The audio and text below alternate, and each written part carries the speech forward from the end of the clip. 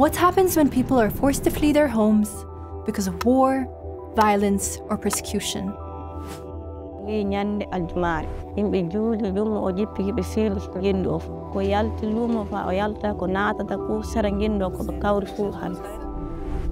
Աչքներս ոչ մի բան չի տեսնում, ինչ ենք թողել, ինչ ա մնացել, թքած ամեն ինչի վրա կա, եւ որում ենք սաղով 120 million people are now forcibly displaced around the world.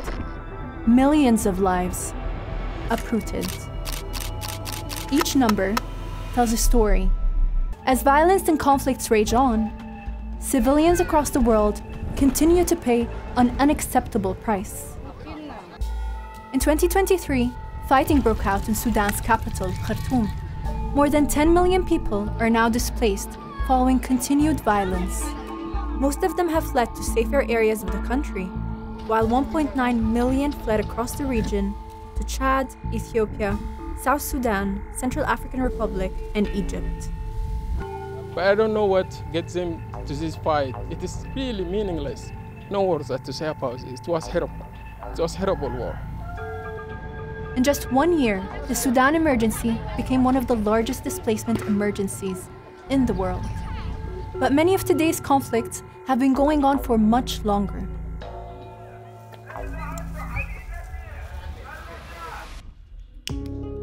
After more than a decade, 7.2 million Syrians remain internally displaced, while over 6 million are refugees in neighboring countries. Their living conditions are extremely dire, while the communities that host them face their own economic hardships. There has been dwindling attention on the Syria crisis and limited resources to provide the support people need. When earthquakes hit Syria and Turkey, which hosts millions of Syrian refugees, the humanitarian situation became even worse for families already struggling to cope in both displaced and host communities. كانت كتير صعبة وخوف ورعب. عفنا بيوتنا، عفنا أملاكنا، أرزاقنا. اضطريت إنه عندي واحد من الأولاد هذا الكبير كان صف ثامن، اضطريت أطالعه من المدرسة منشان يكفي الشغل ومشان يلحق مصروف بيت والأولاد. In Afghanistan, over 4 decades into the humanitarian crisis, the situation is complex. Natural disasters, deepening poverty, food insecurity, and climate change affect so many people across the country, especially those who are internally displaced. Another 6.4 million Afghans are refugees, most of them in neighboring Iran and Pakistan.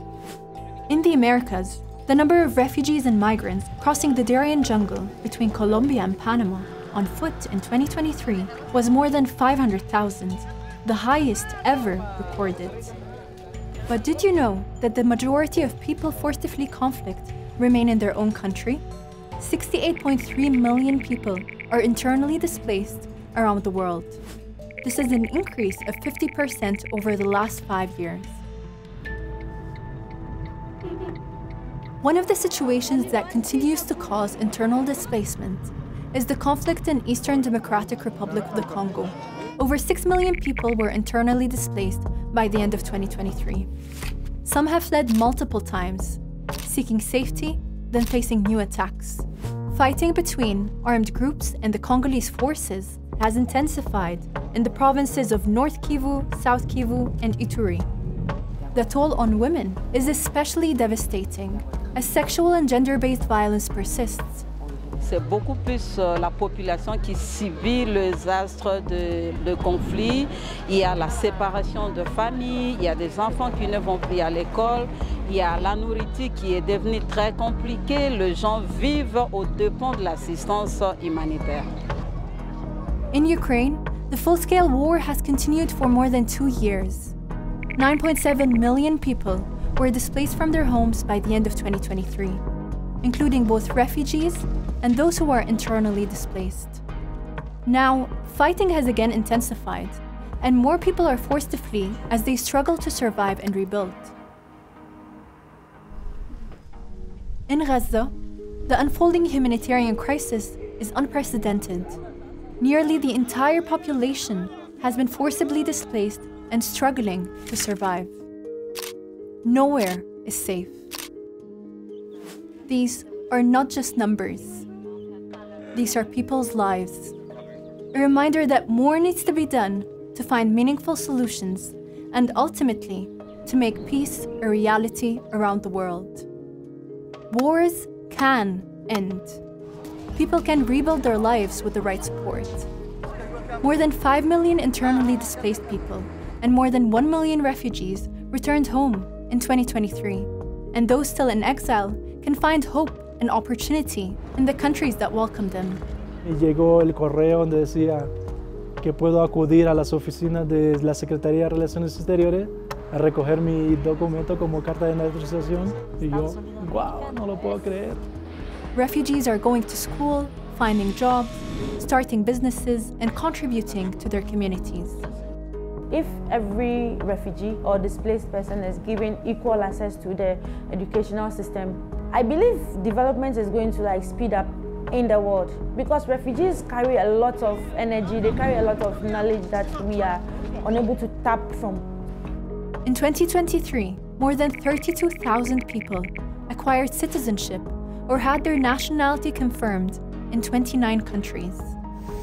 Communities like the Pemba, who were once stateless in Kenya, now hold a legal identity.